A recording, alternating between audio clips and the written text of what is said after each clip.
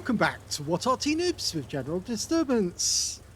This is the Achilles. It's the Tier 6 British turreted tank destroyer. It's located on the north spawn of Overlord, and this one is under the command of Wazwulf.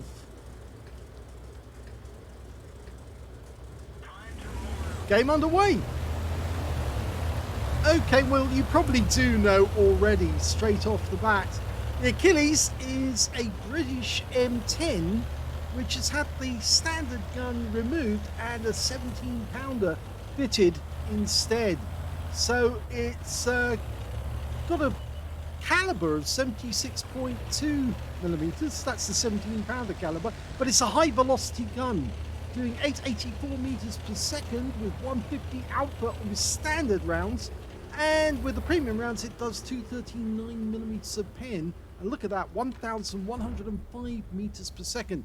With the APCR, it's much faster and very, very deadly indeed. Now that KV-1S is close, and so does the... oh, he got the tracks. Yep, he's warmed that guy now. If you come around the corner, you are going to get hit with a 17-pounder round, and it's going to hurt because it's going to penetrate. Now, why did the British put the 17-pounder into the M10?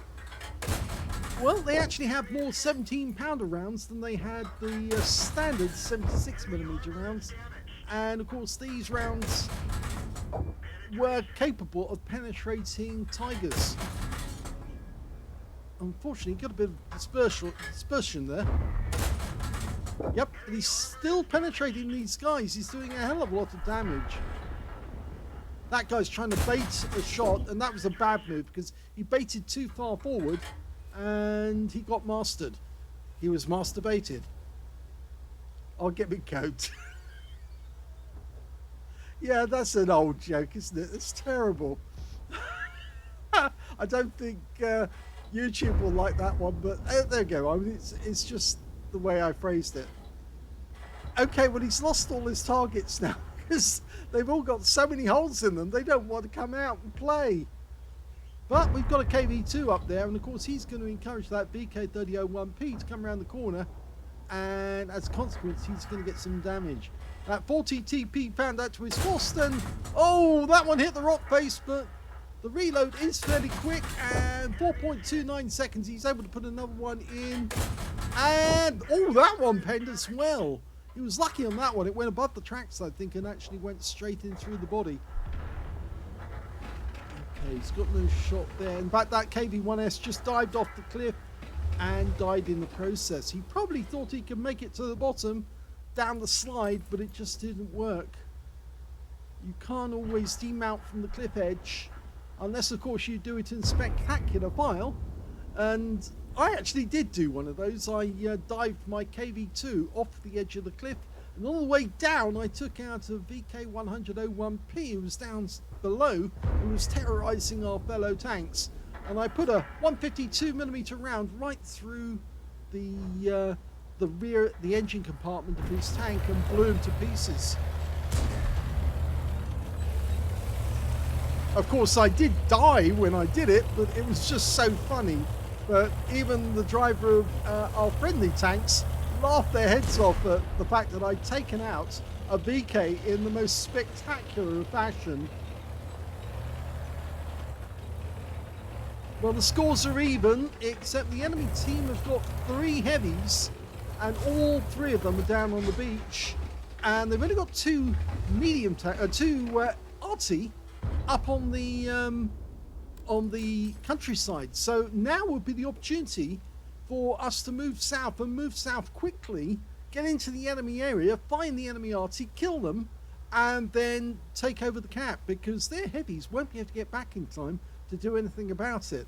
Our KV-2's moving down the chine to try and find out where they are, and there's a good chance... oh, no, one of the T-150s has actually come up this way. Bad move.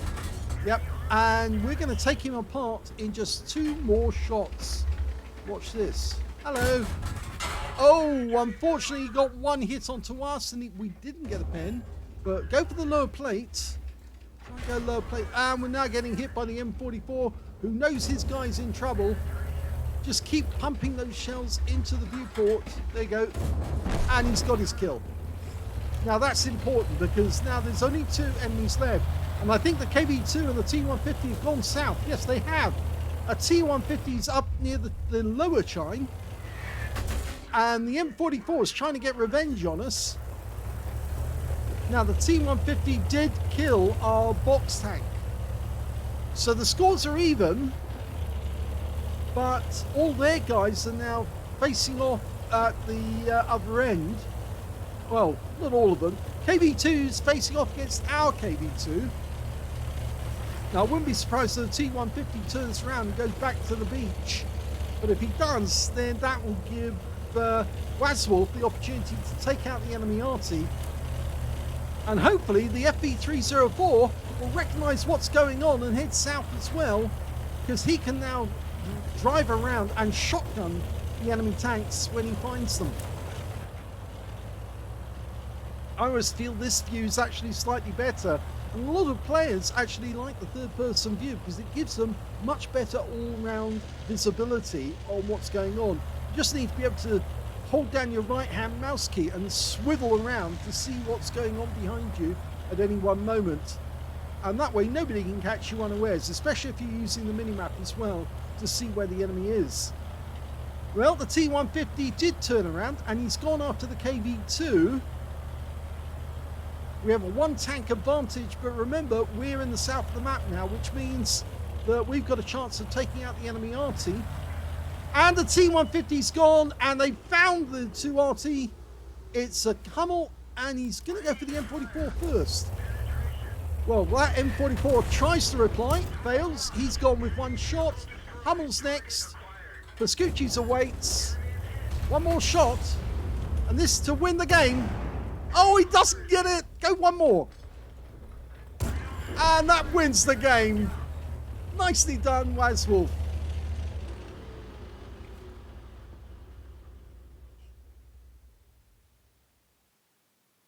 Here's the end of battle stats, and that was the first-class tanker for Wazwulf in the Achilles. He managed to get a duelist for taking down 2 tanks who damaged him, a fire for effect for doing more damage than the hit points for his own vehicle, and a bruiser medal for getting at least 5 critical hits. The 2 tanks who damaged him were actually the C-150 and the M44 in that game. He got a Pascucci's medal because he killed 2 enemy SPGs. He got the Hummel and he got the M44, and he did the most damage at range, the tank sniper medal. Yes, he was clocking them away. They were just putting so much damage into the enemy tanks, and of course, yes, he was able to collect enough hit points to make it easier for our guys to actually take them out with easy shots, and that's what the KV-2 did. 7,404 win 8, that's a very high one. Super Unicum standard. Let's have a look at team score. Well, he did get the highest damage on his team, but he didn't get the highest damage in the game. The T-150 got the high caliber and 3,318 hit points of damage. Second place was Wazwulf with 2,119, and yes, I think that T-150 that he killed, I think it's the same one that got the high caliber. No, it wasn't. Actually, it was one of the other ones. It was the one down the far end who turned around to come back down and try and kill our KV-2. So yes, he killed the other one, the other one which actually came second on damage on the enemy team, and the fourth on damage on overall. So the third on damage in that game actually was the M4A3E2 on our team, 1,717 hit points. When it came to kills, it was the T-150 who did the best. He got 5 kills in that game, rather. 3 kills went to the AMD-178B on the enemy team, to Wazwulf with 3. T-3485M got 3, so did the KV-2, and he also got a Spartan medal in that game, so he must have been pretty badly damaged when he took out that T-150 right at the end. And when it came to base XP, yep, it's a Wazwulf got that one with 1,077. 806 went to the M4A3E2, and 739 went to the T-3485M. Actually, no, it's actually the second place was the T-150 with 888. I got that wrong. Then it's the M4A3E2. And of course, Wazwulf was the only one to get over 1,000 base in that game. He fired 21 rounds of 17-pounder ammunition, got 18 direct hits on the enemy, but only 15 penetrations. I think some of those shots he was aiming at the VK3001P, and they just didn't pen, even though they actually did hit the enemy tank because, of course, the tracks and everything. Plus, of course, he was firing at tanks which were presenting very odd angles towards him, so it was a bit difficult for him to actually get the pen in. He got 2,119 hit points, of which 1,049 were at more than 300 meters. Most of those were the shots he fired when he was sitting by the bunker and shooting at the enemy tanks at the center line. He received one hit from the enemy. It was penetration. That was the T-150 who put one into him. Very unfortunate that he got that hit, but again, he couldn't stop it. And he received 3 hits by way of splash damage, and the enemy Arty was certainly trying to get him. They did almost succeed. The M44, I think, hit him twice. Once while he was fighting with the T-150, and the other time when, of course, when he tried to head south as quickly as he could. But the M44 must have known where he was, or at least guessed it correctly, and managed to put a round near him that did some damage. 2 enemy vehicles spotted. That would be both the enemy Arty. 6 enemy vehicles were damaged. 3 were killed. 215 hit points of damage resistance. He earned 40,127 credits from the game, 20,063 from personal reserves, and 60,190 credits altogether. And after repair and ammunition resupply, took away 37,996 credits profit. 1,615 XP, 8,080 for completing a mission, and 9,695 experience points altogether. Yep, it is a very good sniper tank, but basically you have to remember it is basically an M10, so it's got all the attributes of an M10, which means lack of armor, very poor maneuverability, fairly slow and sluggish, but boy does it have a good gun with the 17-pounder. It really is a really good tank with that 17-pounder gun, but of course you remember it will penetrate tigers, no problem at all. It's got that ability to slice through them with the APCR rounds, so well done to Wazwulf. That was a good game.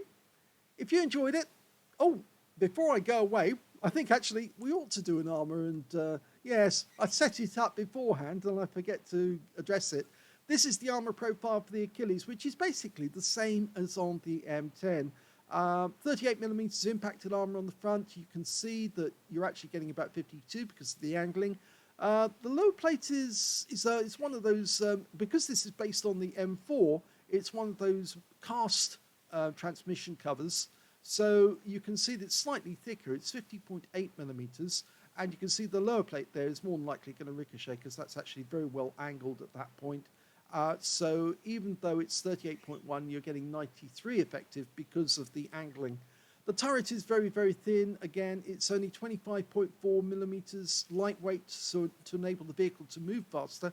They did actually make it so they can actually put more armor onto these vehicles by putting these mounting points on, but most people didn't use the mounting points. They just affixed any sort of material they wanted, like spare tracks or kit bags or you name it, anything to go onto it instead of the actual armor.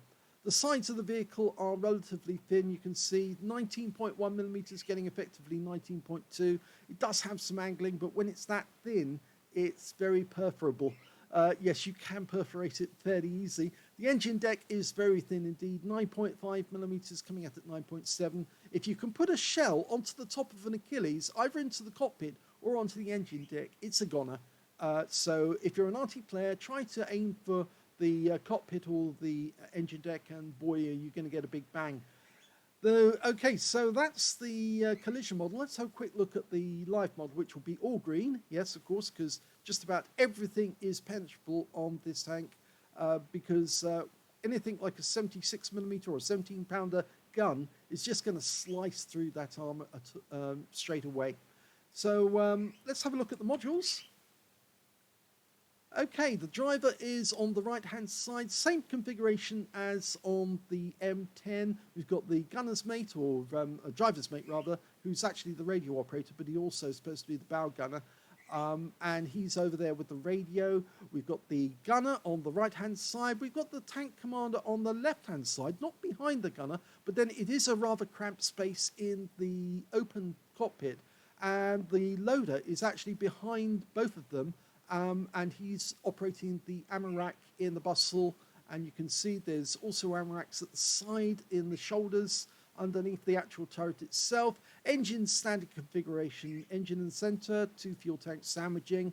And so yes, just about everywhere on this tank there is a module where you can actually hit and damage it. But if you want to do the most damage, you aim for the bustle. And if you can't get the bustle, just aim for the side of the tanks. The auto aim will actually hit a module. And if you can't do that, then just aim for the rear of the tank, and that should set a fire going. And there you are. So, lovely game there by Wazwulf. I hope you enjoyed it. If you did, please give the video a like. Do subscribe to our channel. Leave a little comment down below because it feeds the algorithm. And thank you for watching.